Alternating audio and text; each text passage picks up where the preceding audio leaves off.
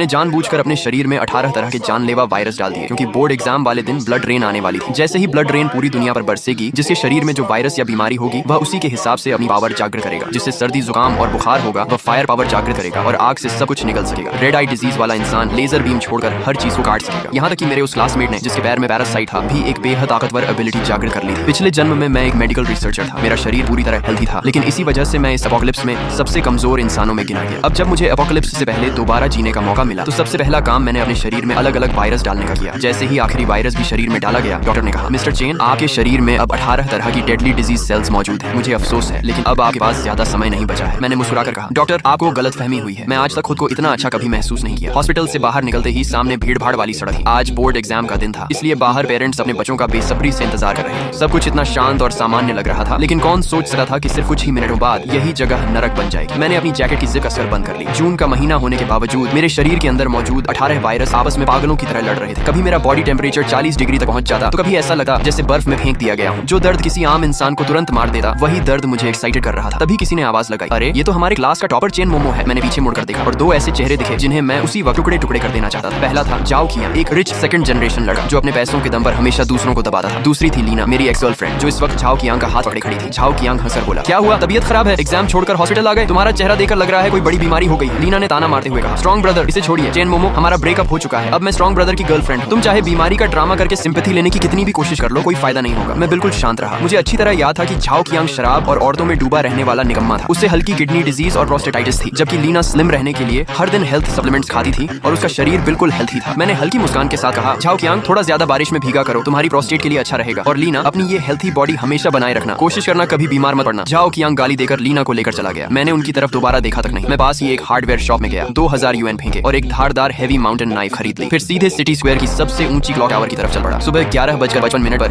मैंने clock tower की सबसे ऊपर जाने वाली लोहे की गेट को लात मारकर खोल दिया और रूफटॉप पर जाकर पूरे शहर को देखने लगा। मेरा दिल तेजी से धड़कने लगा। वजह डर नहीं थी, बल्कि मेरे शरीर के अंदर मौजूद वायरस किसी चीज को महसूस करके बेकाबू हो चुके थे। मेरी नजर धुंधली होने लगी और गले में ऐसा लग रहा था जैसे किसी ने जलता हुआ कोयला ठूंस दिया। 11:59 पर बिना किसी वार्निंग के पूरा आसमान अंधेरा हो गया। ये काले बादल नहीं थे, बल्कि पूरा आसमान एक घिनौने डार्क रेड कलर में बदल गया, जैसे किसी ने आसमान को चीर दिया हो और उससे ताजा खून बह रहा हो। लोग घबराकर चिल्लाने लगे, वो क्या है, जल्दी ऊपर देखो, क्या बारिश आने वाली है। सड़क पर अफरा तफरी मच गई, गाड़ियों के हॉर्न बजने लगे और एग्जाम सेंटर के बाहर खड़े पेरेंट्स डर के मारे आसमान की तरफ देखने लगे। ठीक 12 बजे वह पल आ गया। खून की एक बूंद मेरे चेहरे पर गिरी।